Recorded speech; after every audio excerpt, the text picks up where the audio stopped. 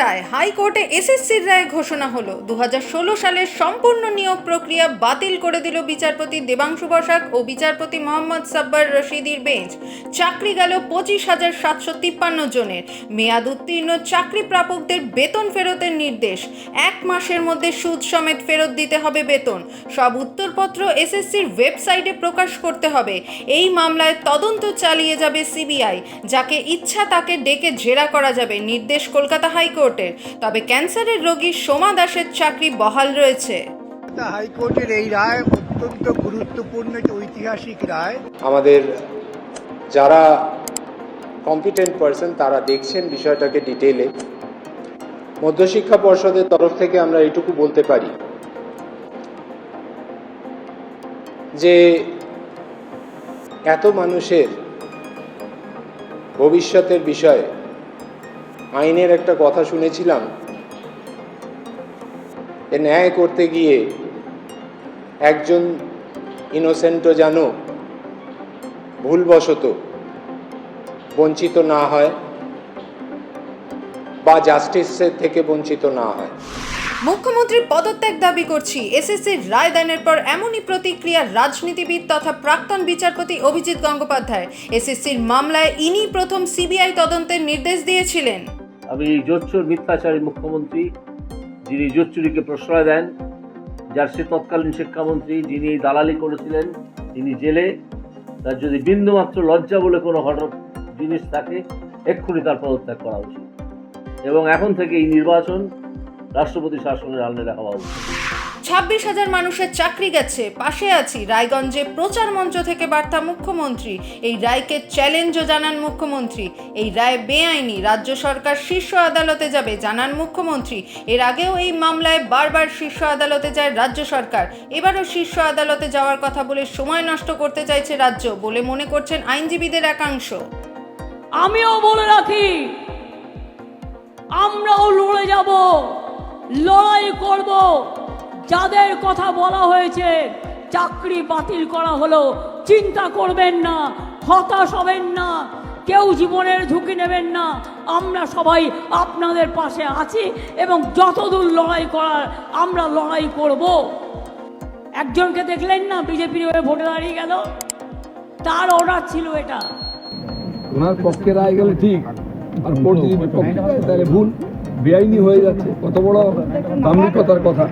আপনার নেতারা চুরি করছে, বাড়ি থেকে সিবিআই ইডি টাকা বার করছে, আপনার নেতারা বোম ফাটাচ্ছে, এনআইএসে ধরছে ওদের রেশমিয়ারি কাজের জন্য। আপনার নেতারা অন্তত 3,000 কোটি টাকা এই শিক্ষক কেলেঙ্কারিতে তুলেছে, আর তারপরে অযোগ্য লোকেরা পরীক্ষা দেয়নি, খাতায় লেখেনি, লোকেদের চাকরি দিয়েছে। ফলে প্রায় 13 লক্ষ লোকের জীবন নিয়ে ছিনিমিনি খেলেছে। আর এই যে 25-26 হাজার যারা চাকরি গেল, তারা তো বেআইনিভাবে টাকা দিয়েছে। এসএসসি মামলা 2016 সালের নিয়োগ বাতিল করেছে কলকাতা হাইকোর্ট। তবে এত কিছুর মধ্যে শেষ আশা ছাড়তে নারাজ আন্দোলনকারী রাসমণি পাত্র। ধর্মতলার অনশন মঞ্চে 1135 দিন কাটানোর পরও রাসমণি বলছেন, চাকরি আমাদের বাঁচার শেষ লড়াই। এখনই হতাশ বলবো না। বিচার ব্যবস্থার প্রতি আবেদন, যোগ্যদের চাকরি পাওয়ার রাস্তা বন্ধ করবেন না। মা বোনেদের সোনার গয়না কেড়ে নিয়ে অনুপ্রবেশকারীদের হাতে তুলে দেয় কংগ্রেস। নির্বাচন প্রচারে গিয়ে এমনটাই মন্তব্য প্রধানমন্ত্রী নরেন্দ্র মোদীর। রবিবার রাজস্থানের একটি সভায় গিয়ে তিনি বলেন, সরকারে থাকাকালীন কংগ্রেস বলেছিল দেশের সম্পদের উপর মুসলিমদের অধিকার সকলের আগে, অর্থাৎ দেশের সম্পদ বন্টন করা হবে তাদের মধ্যেই যাদের পরিবারে বেশি সন্তান রয়েছে। অনুপ্রবেশকারীদের হাতে তুলে দেওয়া হবে দেশের সম্পদ। কংগ্রেসের ইস্তেহারেই বলা হয়েছে মা বোনেদের সোনার গয়নার হিসেব করে সেই সম্পদ বিতরণ করা হবে।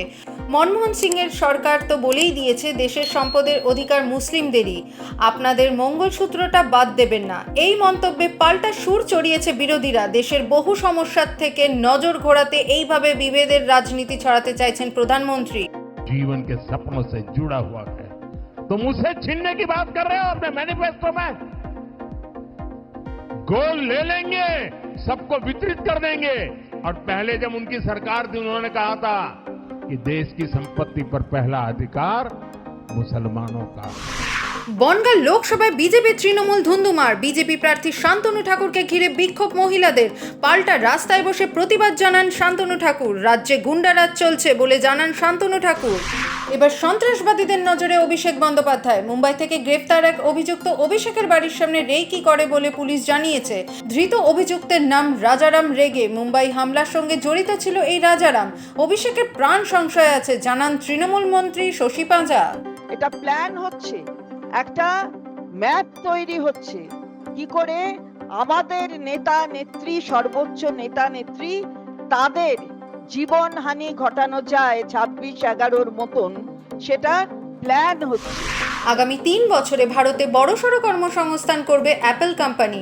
দেশ জুড়ে অন্তত 5 লক্ষ চাকরি দেবে টিম কুকের সংস্থা, এমনটাই সরকারি সূত্রে খবর। বর্তমানে 1.5 লক্ষ ভারতীয় কর্মরত আছেন অ্যাপেলের নানা বিভাগে, কিন্তু আগামী দিনে এই সংখ্যাটা আরও বাড়াতে চায় বিখ্যাত টেক সংস্থাটি। ইসরায়েলি সেনার উপর বড়সড় নিষেধাজ্ঞা চাপাতে চলেছে আমেরিকা। প্যালেস্তাইনে একাধিকবার মানবাধিকার লঙ্ঘনের অভিযোগ উঠেছে ইসরায়েলি সেনার বিশেষ কয়েকটি বাহিনীর বিরুদ্ধে। সেই জন্য এই নিষেধাজ্ঞার সিদ্ধান্ত জো বাইডেন প্রশাসনের। এই খবর প্রকাশ্যে আসতেই নড়ে চড়ে বসেছে ইসরায়েলের প্রধানমন্ত্রী।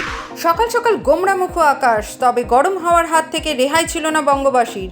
শহর কলকাতা ও তার পার্শ্ববর্তী হাওড়ায় মঙ্গলবার তাপপ্রবাহ কিছুটা কম থাকবে, তবে তার সঙ্গে থাকবে অস্বস্তিকর পরিস্থিতিও। দক্ষিণবঙ্গের কয়েকটি জেলায় তীব্র তাপপ্রবাহের সতর্কতা জারি। বৃষ্টির কোনো সম্ভাবনা নেই দক্ষিণবঙ্গে বলে জানিয়েছে হাওয়া অফিস।